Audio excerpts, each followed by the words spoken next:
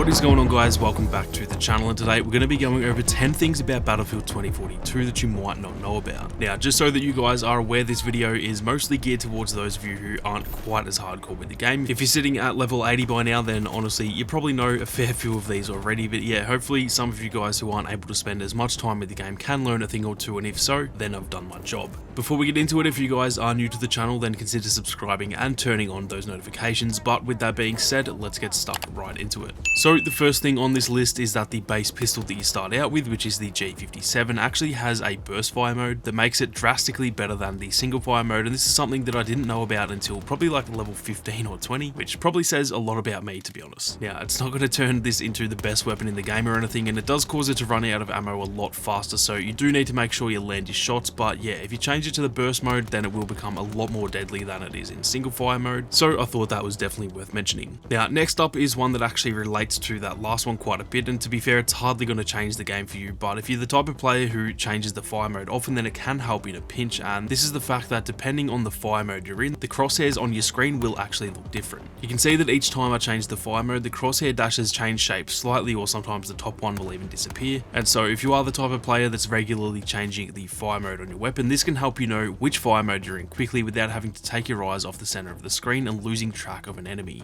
Now, moving on, we have one that's related to the map renewal, and this especially helps on Breakthrough, and it turns out there are actually a few tunnels that lead underneath the main building here in the last phase. If you've come across this before, then obviously it's going to seem pretty easy to find, but this is that type of map design that can often go undetected by a lot of players for months, if not years. There are certain areas in previous Battlefield maps that my mates have told me they did not know about for like 2 whole years, and so yeah, I thought this would be helpful for some of you guys to hear about. It might seem insignificant, but honestly, when you're on the attacking team in Breakthrough, this can lead you right below the enemies and give you a really solid flank to help your team push up, and I would definitely recommend trying to use it as often as you can before it becomes a commonly known area, because right now I dare say a hell of a lot of people actually don't know this exists. Now, moving on, we have another tip that's probably really obvious to a lot of players, but for any of you guys who aren't playing in vehicles regularly, there's a really great tactic you can use in the attack choppers. If you're in the chopper on your own, then you can actually switch seats from the pilot position to the gunner position, and the chopper will kind of just slowly fall down, giving you heaps of time to rack up a bunch of kills that you're not really going to be able to get as the pilot unless you're really good with these choppers. This is commonly known as seat switching, and while it's a pretty regular tactic for vehicle heavy players, many of us infantry folk don't really know about it, so this might be helpful for some of you guys if you're needing to use a chopper but you're unable to be very effective with it, just like myself, because holy shit, I am a genuine bot when it comes to playing vehicles. Moving on, we have a really helpful tip for Sundance, and this is that it doesn't actually take much height at all to be able to equip the wingsuit, and if you get the hang of this, you can genuinely move around the map so much faster than anyone else. I see a lot of people not really understanding the true usefulness of Sundance simply because the wingsuit does seem rather situational if you don't know how quickly you can use it, and so I think a lot of players are kind of hesitant to use Sundance simply for that reason. But yeah, if you want to move around the map super quick, then Sundance is absolutely goated in that area of the game, and the more you use the wingsuit and get used to that height that you need to equip it, the better you'll be with Sundance. Now, next up, we have one that I think a lot of people still don't know about, and to be honest, I didn't know about this early on either, but the solo modes do actually allow you to level up and unlock weapon attachments and skins way faster than you can in multiplayer. I think a lot of people assume the XP and progression is turned off for solo because 1, generally that is the case in most games, and then 2, it was actually turned off briefly after launch for a week or 2 just to stop people from farming XP while they fixed it, but it is currently working again, and you can genuinely max out your weapons in like 1 or 2 games of solo Breakthrough without any effort at all.